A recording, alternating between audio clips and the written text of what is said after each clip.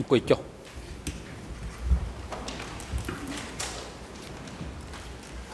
អង្គជំនុំជម្រះប្រកាសបន្តកិច្ចដំណើរការនីតិវិធីសកម្មភាពហើយនឹងផ្ដល់វិធីការជូនទៅសហប្រញ្ញាដើម្បីបន្តការធ្វើផ្ទៃថ្លែងសេចក្តីសន្និដ្ឋានបញ្ចប់កិច្ចពិភាក្សាដេញដោលរបស់ខ្លួនសូមអញ្ជើញ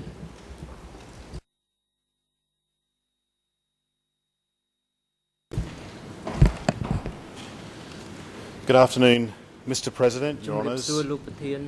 We left off before lunch discussing Nguyen Chia and Khieu Samphan's contribution to the crimes that occurred during the second forced transfer of the population in Democratic Kampuchea. And we specifically left a document, document number 3, which refers to the involvement of the Ministry of Commerce, the ministry in which Khieu Samphan supervised, their involvement in the forced transfers of the population from many parts of Cambodia to the north and northwest zones. And now I would like to turn to another document which explores the role of the Ministry of Commerce further in their involvement and Khieu Samphan's involvement in maintaining this slave state. As I mentioned earlier, the ministry exported the agricultural produce generated through forced labour. We will now show one document which demonstrates Khieu Samphan's supervision of the ministry's collection of the produce from the CPK's slave camps. Your Honour, if we look at this document on our screens, it's a ledger issued by the Ministry of Commerce on the 8th of March 1977.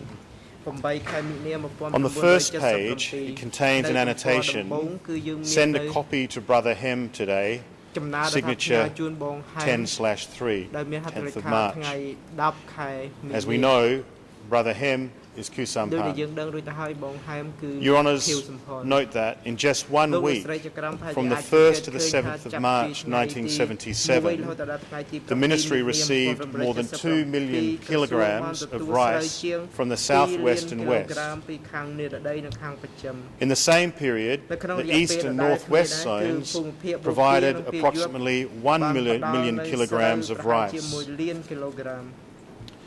Another 300 kilograms of milled rice was supplied to the centre. That is more than 3 million kilograms of rice from 4 zones for a period of 7 days. This ledger alone shows that the ministry was holding 24 million kilograms of rice from these zones at one point in time. Your Honours, you will recall the evidence of Dr. Hun Chun Lee, where he confirmed a passage in his book which describes how in the northwest zone, produce from rice harvests was stored in warehouses and then driven away while the local population starved. That evidence gave a direct illustration of the impact of Nguyen Chia and Khieu Samphan's actions on the population evacuated to the northwest zones. Your Honours, you'll also recall the testimony of witness Roy Su, who was proposed by the Khieu Samphan defence. Mr. Su was a manager of a warehouse at Kilometre 6. It was Democratic Kampuchea's largest warehouse. He testified that massive amounts of rice that were received from the zones were packed and then exported. None of that produce was used to feed the local population. All this, of course, was occurring under the supervision of the Party Centre and Khieu Samphan in particular. And in our written brief, we analysed more than 20 written reports which were submitted by the Ministry of Commerce to Khieu Samphan and which deal with exports to foreign countries. In our submission, Your Honours, this evidence further demonstrates Khieu Samphan's continued participation in the system of enslavement, forced transfer and forced labour, a system within which the second forced transfer of the population took place. There's another document, Your Honours, that illustrates the involvement of both accused in the second forced transfer. My colleague discussed in her submissions telegram number 15 from Sao Pim, the Secretary of the East Zone. And if we can look at that document, it's dated the 30th of November and sent to Pol Pot, Nuon Chea, Duan and Yem. It informs the centre of certain difficulties within the East Zone accounted in transferring people to the North Zone, including 50,000 Chams. The telegram confirms in the first paragraph that the transfer of these people was being carried out in accordance with the organisation's advice and instructions. The Nuon Chea defence argue in their brief that this telegram or this document is irrelevant, and of course you'd expect them to say so. The document incriminates their client directly in a forced movement of people which coincides with the second forced transfer. It also proves beyond any doubt that these transfers were ordered by the CPK Centre. It states, and I quote, "The removals in principle entailed separations in accordance with your advice as per your previous discussions with us," unquote.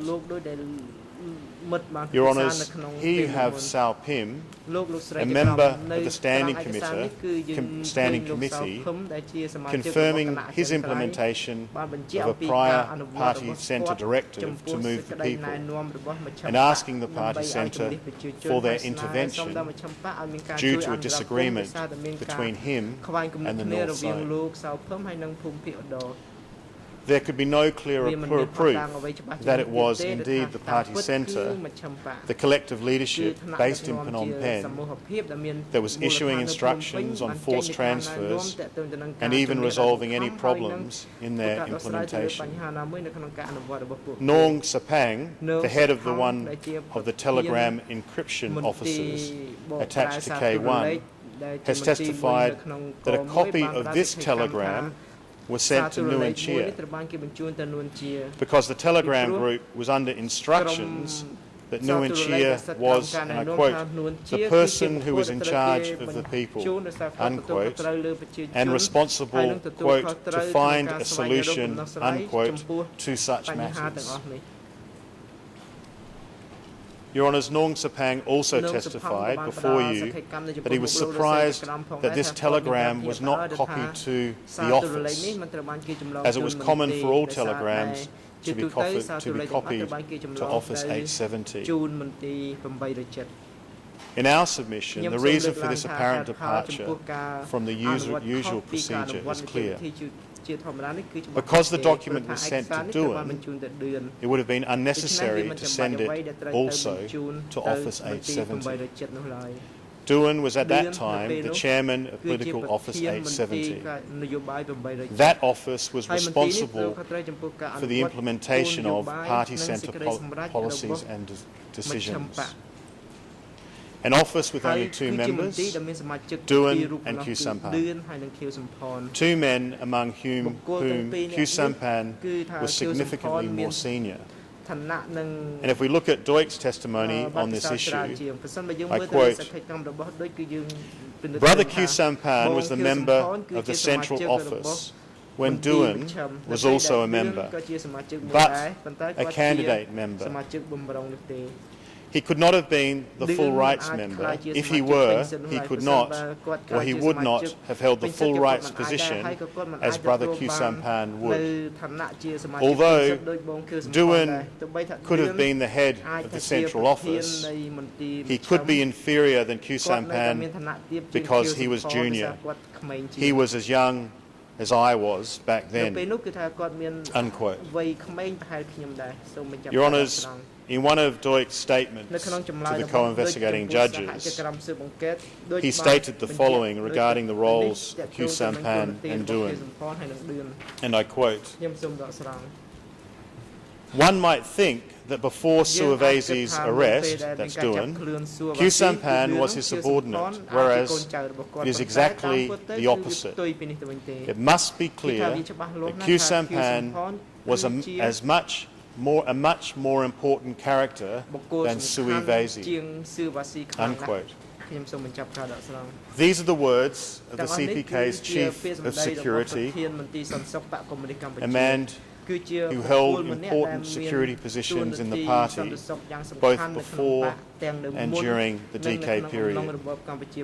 A man entrusted with investigating and purging the centre's most important perceived enemies. A man who knew Duin as well as the other senior cadres working for the party centre.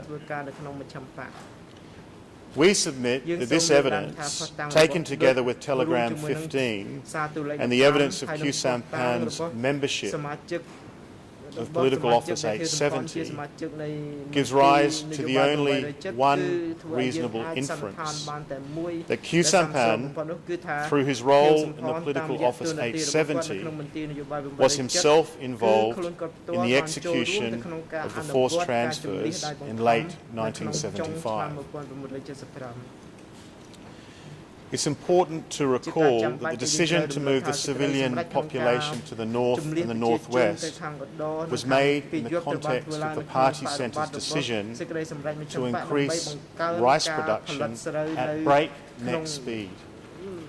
Document number 3 contemplated imposing a quota of 3 tonnes per hectare for 1977. Indeed, the decision to move people to the northwest and north was influenced by the leader's view that these two regions can produce more than 3 tonnes per hectare.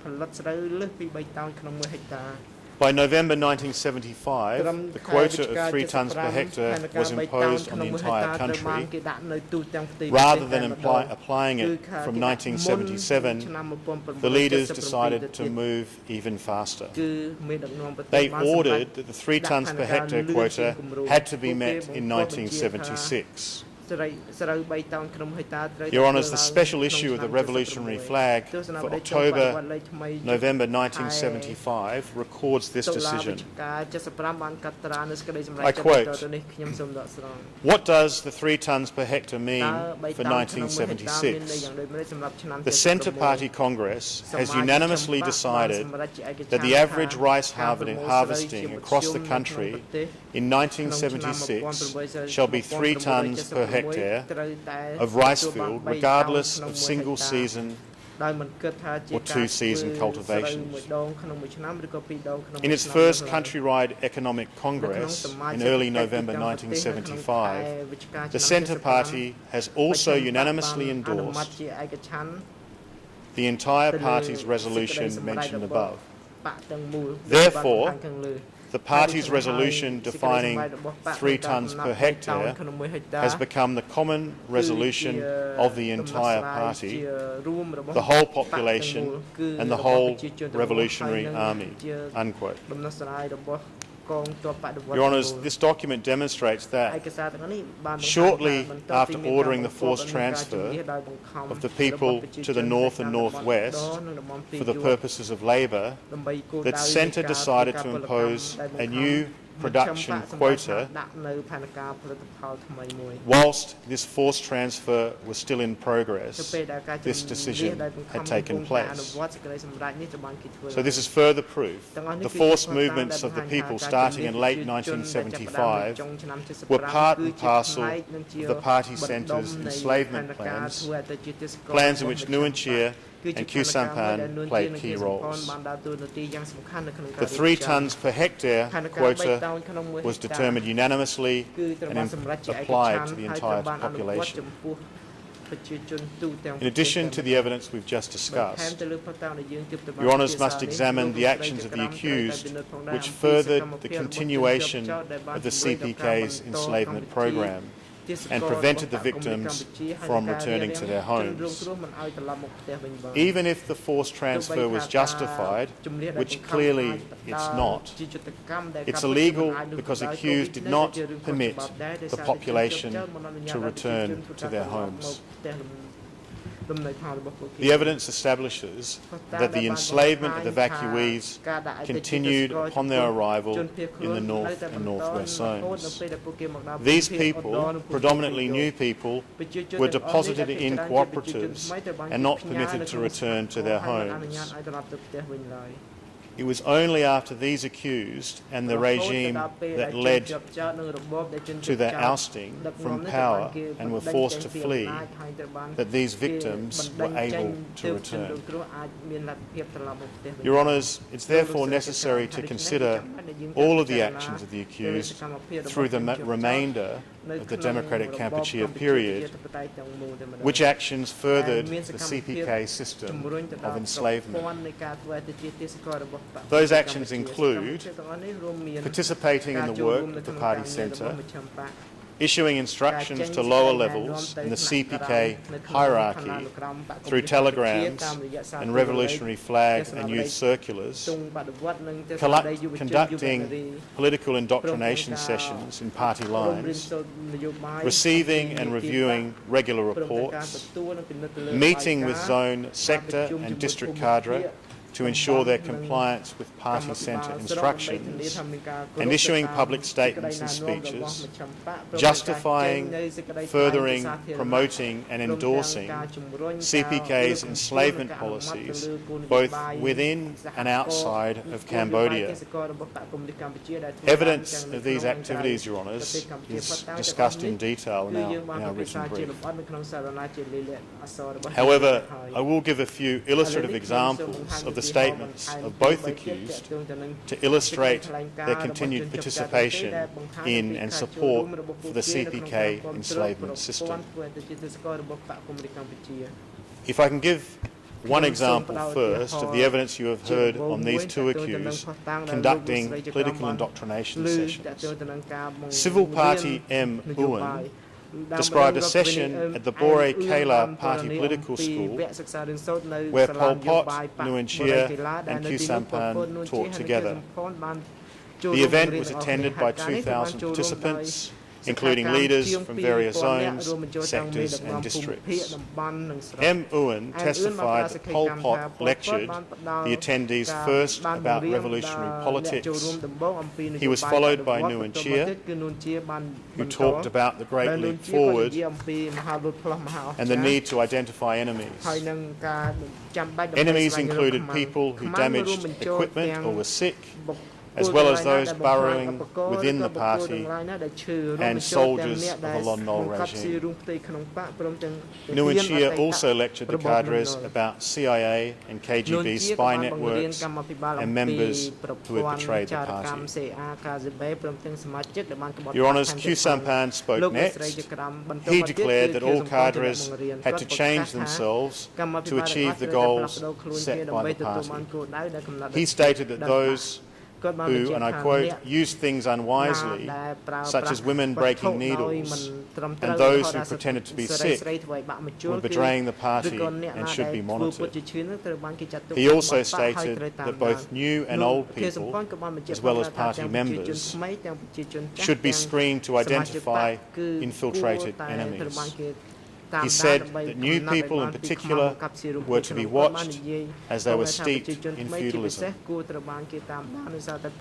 Your Honours, these are clear words from each of the accused, spoken in each other's presence and in the presence of their friend Pol Pot, endorsing CPK's program of terror and enslavement.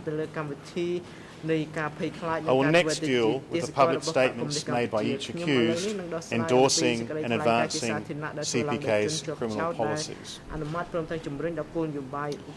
Your Honours, Khieu Samphan made a number of such statements during 1975. In a 22nd of April 1975 statement, to which I referred to earlier, he acknowledged CPK's pre-existing forced labour program. He boasted how the great 17th of April victory had been achieved by the Cambodian people, and I quote, working day and night with all their physical and moral strength without rest and by making countless sacrifices, unquote. In an August 1975 interview, he described, quote, several million townspeople who had just been liberated, unquote. Stating, I quote, we mobilised the forces of all the people and the armed forces to overcome this new situation and solve 1,001 serious problems, unquote. In his September 1975 speech, given after his return from China with Norodom Sihanouk, Khieu Samphan declared that people had, and I quote, plunged into economic restoration and production, unquote.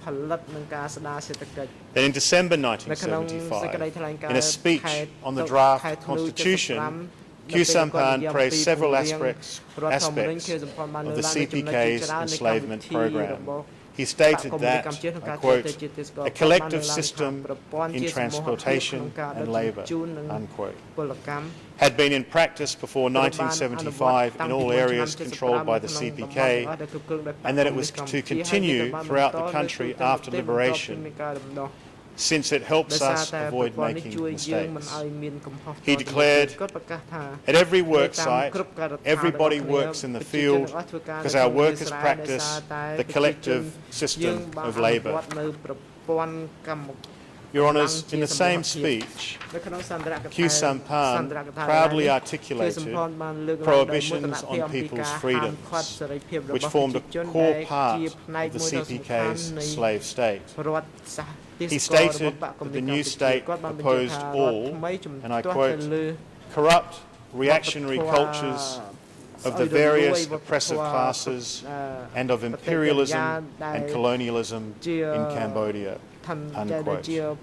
This meant that, and I quote, movies, magazines, which used to spread the corrupt, perverted culture, exist no more, as they were completely wiped out along with the foreign imperialists, unquote. Your Honours, Khieu Samphan also expressed his utter disgust at the urban society that the CPK had uprooted on the 17th of April 1975 and imprisoned in its cooperatives. He encouraged the persecution of these groups by stating, and I quote, the houses in Phnom Penh are full of unthinkable things. I do not know how to describe them. These houses have no national character at all. For this reason, we resolutely oppose this kind of culture. Because if we allow this corrupt culture to eat away at our country, it will surely affect our efforts to defend our country, unquote. Your Honours, this statement is illustrative of Khieu Samphan's state of mind in relation to the new people. He knew that they had been thrown out of their homes and not allowed to return. He knew they were being prohibited from living with their families. But he felt no sympathy. To him, the homes from which they had been expelled were full of, and I quote, unthinkable things. Your Honours, Khieu Samphan also explained the prohibition of reactionary religions in democratic Kampuchea, stating, I quote, Our stand is not to allow any foreign imperialists to use religion to subvert us. We are determined to fight them, no matter what disguises they use. The imperialists continue to look for means to attack us, among which is the use of a religious cloak to infiltrate our country. We should thus oppose them at all costs." Unquote. Your Honours, in his April 1976 speech, Khieu Samphan boasted how the CPK had, I quote, "accelerated the great movement to boost agricultural production." Unquote. This is a clear reference to the 1975 decisions we have been discussing. In April 1977, he praised the CPK's mass forced labour projects, stating in his speech, and I quote, "Each construction site of a reservoir, canal or dam is manned by as many as 10,000, 20,000 or 30,000 or even 30,000 workers." Unquote. All of the work conducted on those sites was performed by hand because that is what the party centre decreed. In Khieu Samphan's own words, quote, "We have no machines. We do everything by mainly relying on the strength of our people. Though barehanded, they can do everything." Unquote. He noted with approval the transfers of progressive courts to help complete work on other fronts in every region, sector and district. A direct reference to CPK's practice of forced transfers of the population. Your Honours, Khieu Samphan also supported the use of children as slave labour. Children could not attend school because the schools had been abolished. They were separated from their parents and sent to work in the fields. But, according to Khieu Samphan, they were joyful, and I quote, "Our children are happy with driving sparrows away from the crops, tending cattle and buffalo, collecting natural fertiliser and helping to build dams and embankments and dig reservoirs and ditches.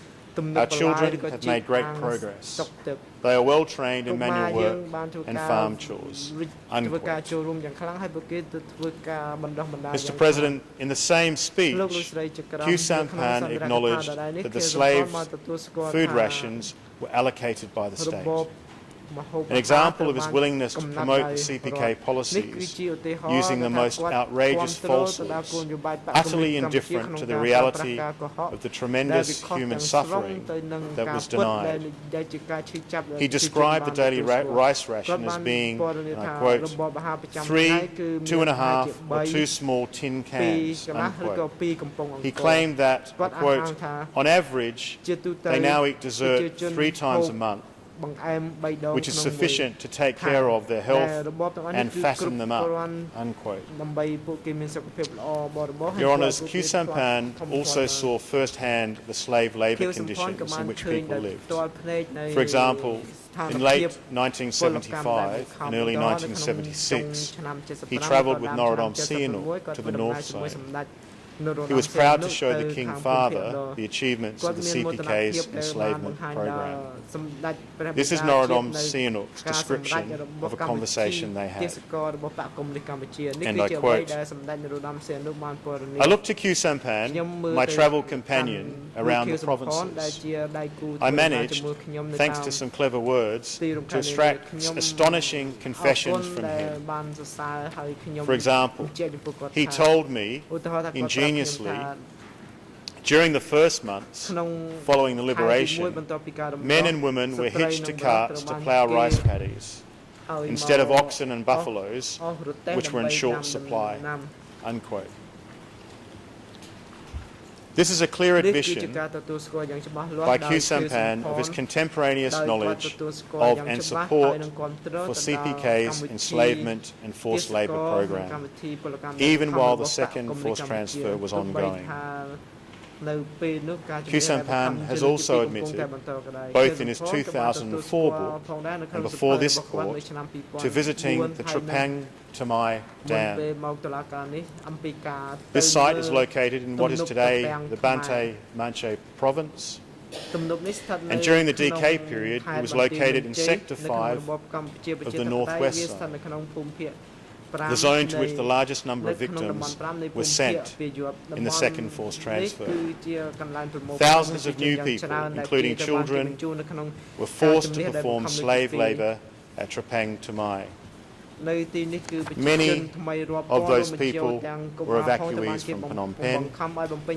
Many of them died at Trapang Tamai Dam from starvation, disease and execution. Khieu Samphan's visit to this site is a key and significant contribution to the ongoing enforcement of the CPK enslavement program.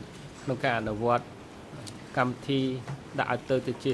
Honours, I will now turn to Nguyen Chia's further contributions as Deputy Secretary of the CPK Standing Committee. He played a crucial role in the creation and enforcement of the CPK's enslavement program. He's admitted writing revolutionary flag circulars, which, as we have seen, contain extensive elaboration of CPK party lines and instructions to cadres on their implementation. Like his comrade Khieu Samphan, Nguyen Chia also furthered and promoted the enslavement program in his public statements. In a January 1977 speech on the 9th anniversary of the Revolutionary Army, Nguyen Chia stated, and I quote, "Why should we continue to correctly perform our tasks? We are doing this for the defence of democratic Kampuchea, the Cambodian workers and cooperative peasants. In the coming decade, century, millennium, the next 10,000 years and forever. We are doing this to build a democratic Cambodia by leaps and bounds. This is the reason we should perform our tasks." Your Honours, he then went on to boast about the state's determination of food rations for the enslaved population, and acknowledge the reports which the leaders were receiving on the implementation of their program. And if I quote, "After the war, we encountered some difficulties. However, these problems were all solved. Then we had another problem. Could we solve it? Did we achieve the 1976 plan? Were we able to apply the rice rationing orders prescribed by the state? The first order allotted 30 kilograms, the second 25 kilograms, and the third 20 kilograms of rice per person per month. These orders were prepared according to the nature of the work of each person. Could we follow these orders? According to reports received early this month from every region, and according to our findings after visits to each of our bases, we realized that these orders were appropriate. Your Honours, the evidence before this court demonstrates that Nguyen Chia's claim of sufficient food rations is a lie. It was a lie designed to prop up the CPK's rule, to defend and to promote the regime and its enslavement program. Public statements such as this one by Nguyen Chia, issued from the highest officers in the land, embolden those who were tasked to implement the party policies, remind them of their duties and ensure their compliance. This statement by Nguyen Chia was made at a time when millions of evacuees were suffering from starvation in slave camps run by cadres answerable to the party centre. Here is what a witness said about the leaders' public statements relating to DK food rations. It was said in an interview to the co-investigative judges and investigators. E3 5234, and I quote, "I have never forgotten, because at the time, one tin of rice was for 40 persons, Many citizens were dying from starvation. Your Honours, on the 30th to the 31st of July 1978, Nguyen Chia gave a detailed interview to a visiting delegation from the Communist Workers' Party of Denmark. He spoke on behalf of the CPK in his capacity as the Deputy Secretary. In making this statement, he again endorsed CPK's Common Criminal Plan, praising it and explaining its elements to this international audience. When asked if the CPK had a party program, he said, I quote, "Yes, we have one, but only in Kampuchean. We still have many tasks. We have not done enough propaganda work internationally. The Vietnamese enemy has been able to make so much international propaganda against us because of shortcomings in our propaganda work in the international arena." Unquote. Your Honours, in the same interview, Nguyen Chia confirmed that it was after the liberation that the task of the socialist revolution and socialist construction was worked out. This is, we submit, a reference to the decisions in 1975 that I dealt with earlier. Nguyen Chia here also made reference to the living conditions of the people, and I quote, "As for living conditions, we have basically solved our problems by means of irrigation projects. We are accumulating capital for the development of our country on the basis of independence and self-reliance." Unquote. Your Honours, the irrigation projects to which he refers were constructed by an enslaved workforce, as well he knew. Nguyen Chia also explained the continuing priorities of the CPK, in other words, elements of the continuing plan. And I quote, "We have to continue to build and to defend our party and our leadership and to apprehend the people who have infiltrated our party. We know the current plan involves not only Vietnamese agents, but has something to do with US imperialism and the KGB, all of them." Unquote. Your Honours, when Khieu Samphan and Nguyen Chia gave these statements and speeches, when they directed and indoctrinated their implementation of party lines, they knew they were advancing a criminal program of enslavement, a program that had no parallel in modern history. An entire people at their mercy to be dealt with and disposed of as though they were, as they, together with other senior leaders, saw fit. To recap our submission on the liability of these two accused for the second forced transfer, all of the crimes committed during the forced transfer were part of the continuing Common Criminal Plan, or enslavement, forced labour and persecution directed primarily at the new people. That plan was formulated and enforced by the CPK Party Centre, in which Nguyen Chia and Khieu Samphan played essential roles.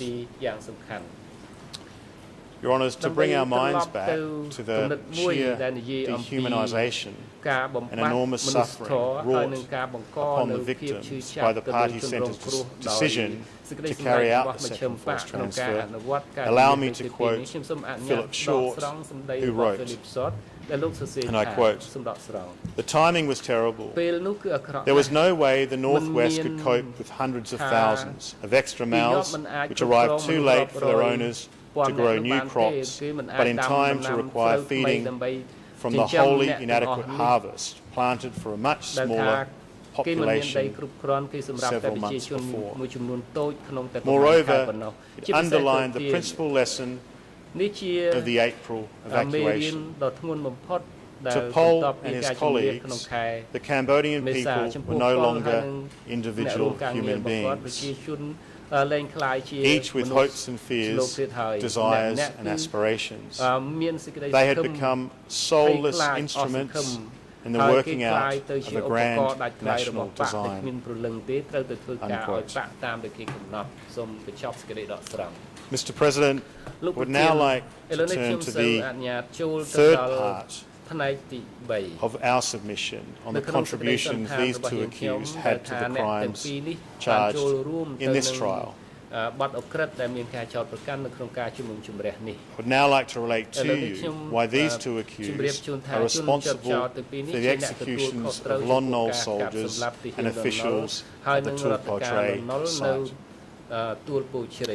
Your Honours, it's the submission of the co-prosecutors that these crimes were committed pursuant to a broad joint criminal enterprise to use revolutionary violence to attack and eliminate the political enemies of the CPK. Khmer Republic officials and soldiers were enemy number one, both in the period leading up to and immediately following the 17th of April 1975. The evidence has proven beyond a reasonable doubt that both Nuon Chea and Khieu Samphan contributed to and agreed with the plan to use violence to eliminate the enemies of the party, and that the accused knew of and agreed with the targeting of Lon Nol officials and soldiers as one of the groups of enemies to be searched out and eliminated by the CPK.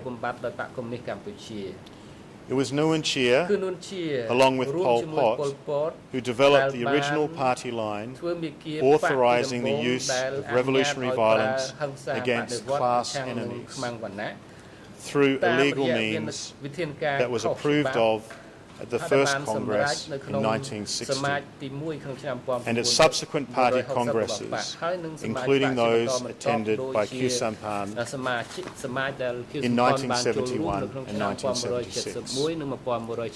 Nuon Chea confirmed his agreement with this core party line in a speech he gave to a mass rally on the 16th of January 1977, on the occasion of the 9th anniversary of the CPK.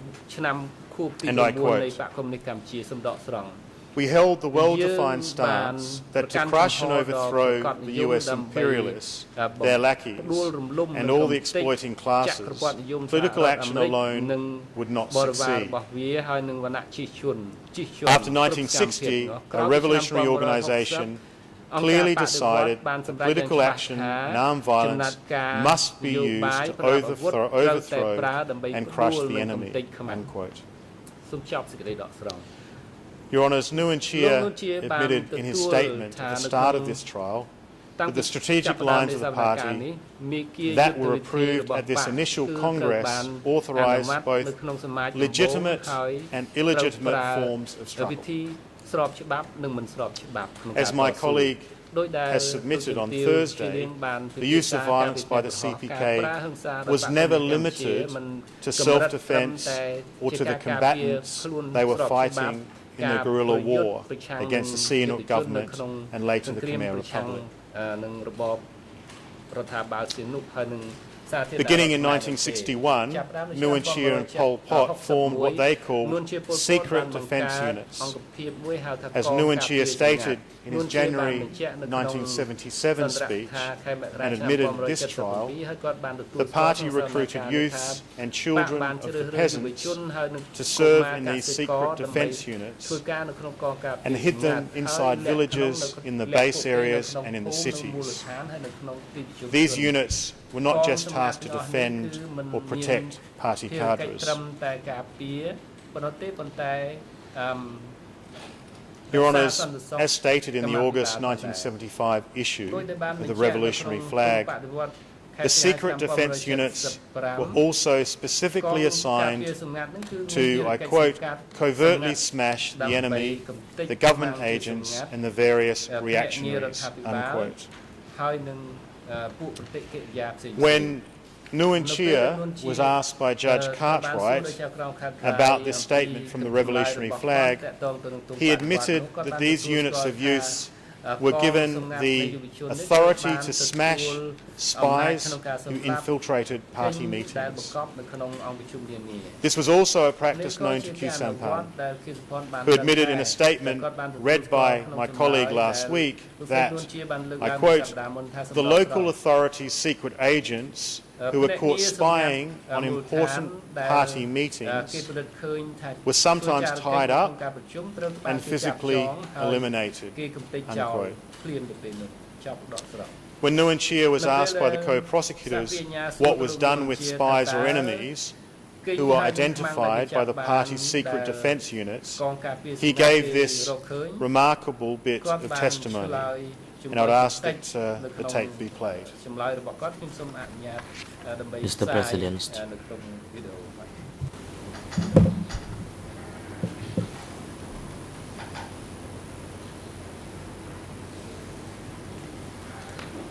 concerning this issue, the Democratic Cambodia was very cautious about its revolutions and about the traitors who infiltrated into the Angkar.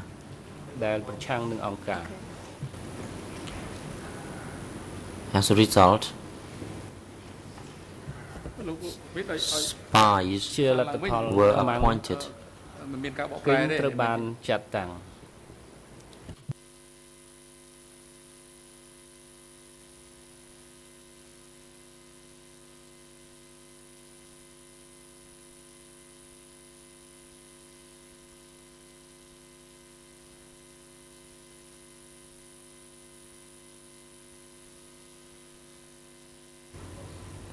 Mr. President,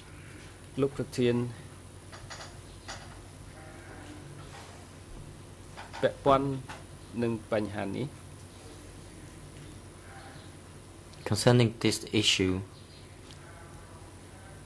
the Democratic Cambodia was very cautious about its revolutions and about the traitors who infiltrated into the Angkar.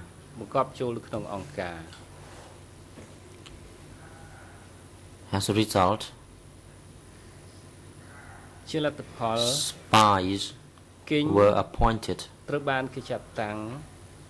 in order to gather information concerning those people before the information was reported to the superiors, who will thoroughly deliberate on the issue before they handed down the measures to deal with the issue.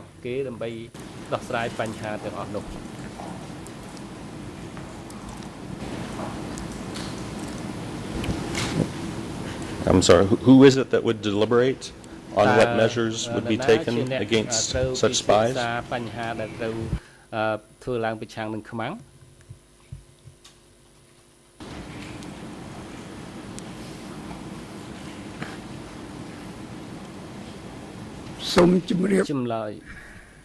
Response.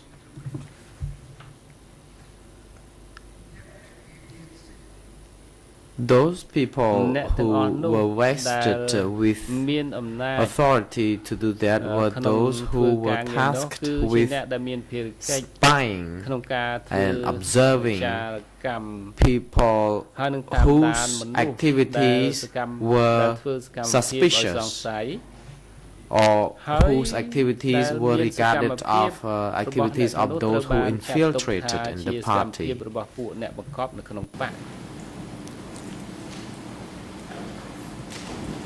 Well, once it was determined that a person was a spy who had infiltrated party meetings, as you indicated, were they taken to security offices? Were they just killed?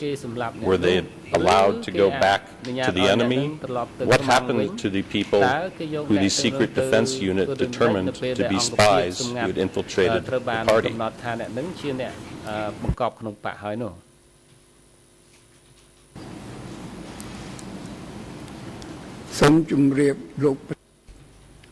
Response.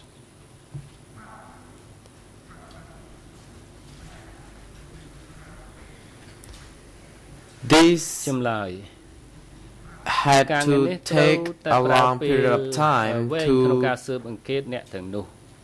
investigate the people. It may take 1 year to 2 years or so, and those people later on were rounded up and sent to S21, where their confessions or testimonies would be taken further.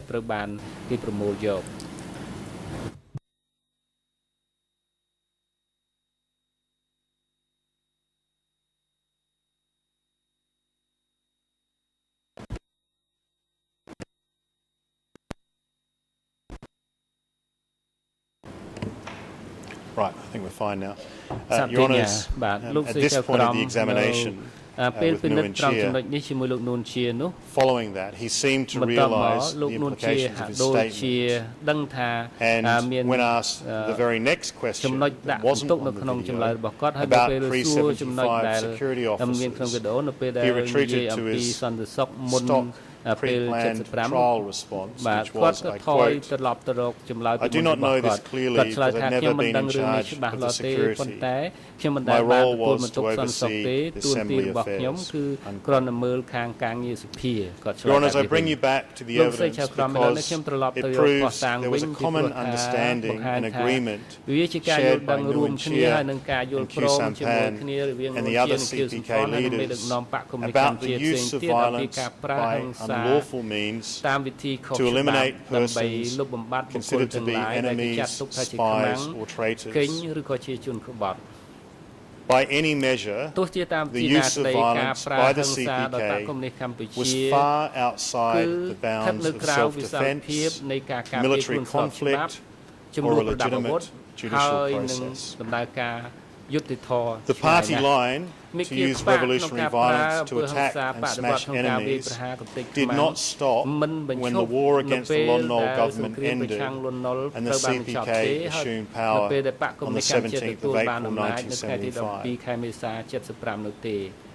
Had the CPK's extrajudicial killings and use of excessive and unlawful violence stopped on the 17th of April 1975, Your Honours, of course, we would all not be here today. But of course, it did not stop. It accelerated, it got worse, it got much worse. By the time the CPK took power, the accused were well aware of the ruthless nature of their movement and knew that their soldiers on the ground were encouraged rather than punished for such gratuitous violence. So when killings happened on the 17th of April 1975 and the ensuing days, weeks and years of the Khmer Rouge regime, it could not have come as any surprise to Nguyen Chia and Khieu Samphan. Khieu Samphan knew that arrests and killings of enemies continued through democratic Kampuchea after the Lon Nol army had been defeated. His claim to the co-investigating judges that he was unaware of any arrests while in power and only learned of such arrests after January 1979 is the most incredulous of all lies. Are we to believe that Khieu Samphan was the only person in all of democratic Kampuchea who did not realise that people around him were constantly being arrested and disappearing, never to be seen again? A man who worked at Office 870, which received daily telegrams and detailed reports describing arrests and executions. A man who lived with Pol Pot and Nguyen Chia who regularly sat in standing committee meetings and meetings where zone and sector leaders would report on the situation in their region. You have seen several times now the minutes of one of those meetings proof that Q Sampan was fully informed of and agreed with the policies that were implemented by the CPK relating to the enemies of the party. Q Sampan lied to the co-investigating judges about his knowledge of arrest because he has much to hide. Because he was deeply involved in the party leadership meetings and decisions that led to those arrests and killings. Your Honours, as for Nguyen Chia, he makes clear in his recorded interview his knowledge of and agreement with the execution of enemies. មានយោបាយយ៉ាងម៉េចមួយអប់រំឲ្យឈប់ពីរអប់រំពីរដងរៀនសូត្រហើយធ្វើជីវតៈដកណែគេហៅថាធ្វើជីវតៈបដិវត្តហើយរួចហើយទីទានកសាងហើយនឹងឈប់ទៀតអានេះបណ្ដឹងចេញហើយនៅតែមិនធ្វើទៀតទៅដោះស្រាយលើកទៅជិះអានេះចូលក្នុងប្រភេទខូខើហើយចូលក្នុងប្រភេទខូខើ អ្នកប្រភេទខូខើនោះយើងដោះស្រាយយ៉ាងម៉េចកំបាទសម្រាប់កំតិចទុកធ្វើអីពីពលទុកទៅនាំប៉ះពាល់ដល់មេគាធ្វើបាបប្រជាជនធ្វើបាបប្រជាជនចឹងតែពលពតសម្រាប់សម្រាប់អ្នកទាំងអស់នោះតើអង្គយល់ឃើញយ៉ាងណាដែរបាទព្រោះមិនឃើញយ៉ាងណាទេពេលនោះក៏អត់យល់ឃើញយ៉ាងណាទេយល់ឃើញដោះស្រាយទៅឲ្យឆ្លាស់ឲ្យត្រូវដោះស្រាយត្រូវ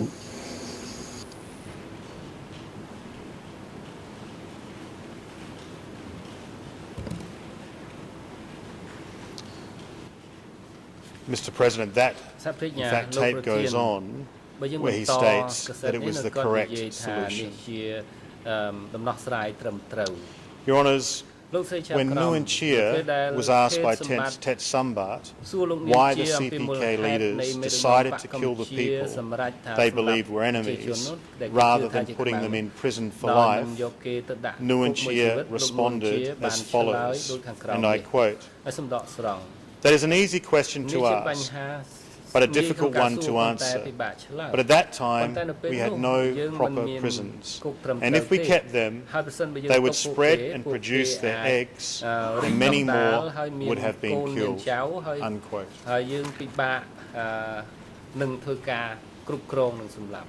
Your Honours, I discussed earlier a number of statements made by Q Sampan, including his 1980 interview with Stephen Hedder, in which he fully expressed his full support for an agreement with Pol Pot regarding the arrest and execution of cadres and acknowledged his knowledge of and involvement in the investigation of cadres and purges.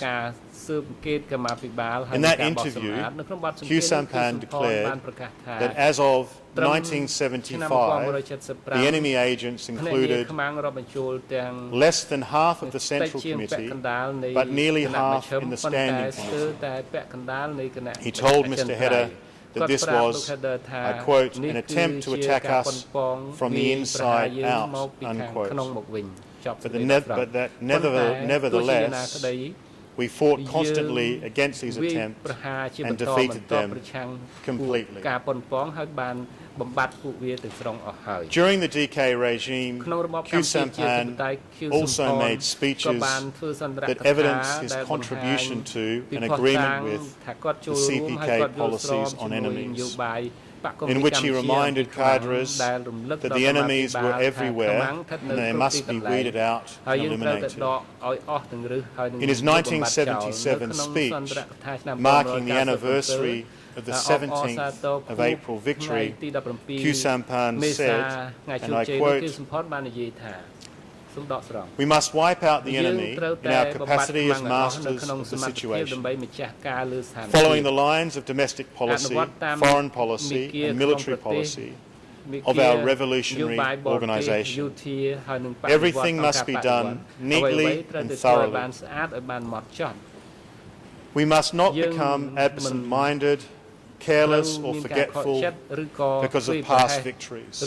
On the contrary, we must further steel ourselves, remain alert, constantly maintain the spirit of revolutionary vigilance, and continue to fight and suppress all strikes of enemy at all times.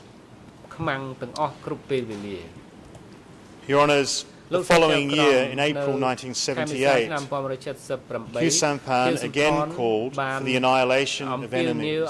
He stated that, and I quote, "The party has assigned each of us daily activities so as to completely and forever eliminate the aggressive enemies of all stripes, particularly the expansionist and annexationist Vietnamese aggressors from our Cambodian soil."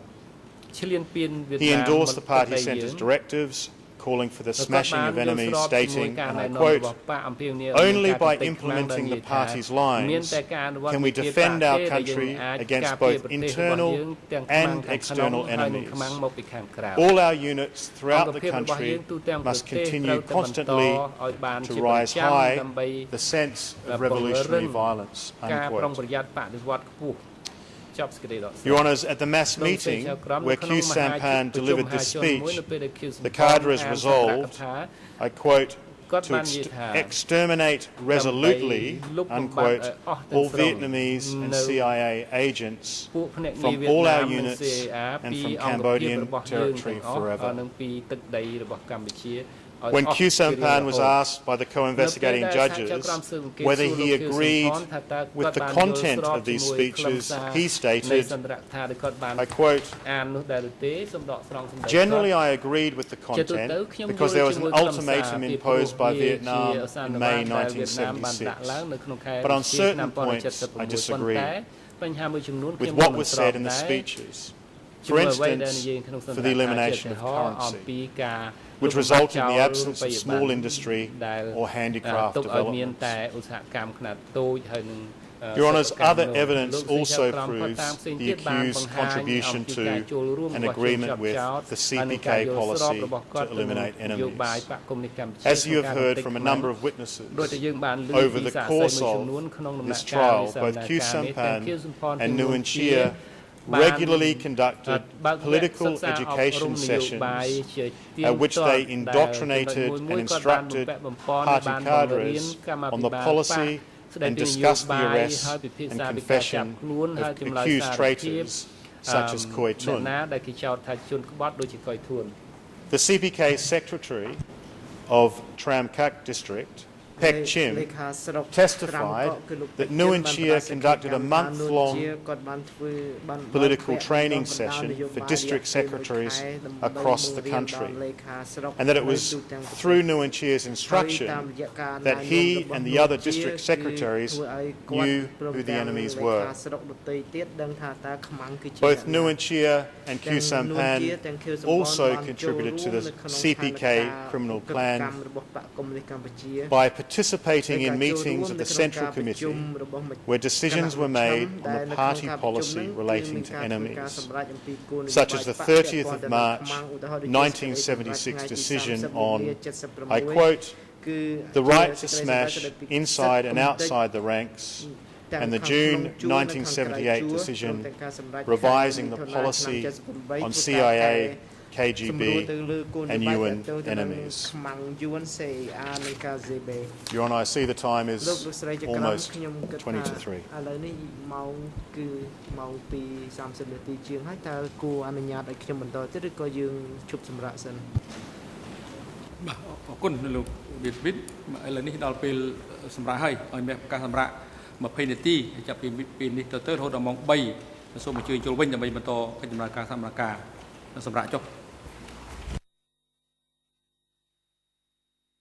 Soom trên cao trường.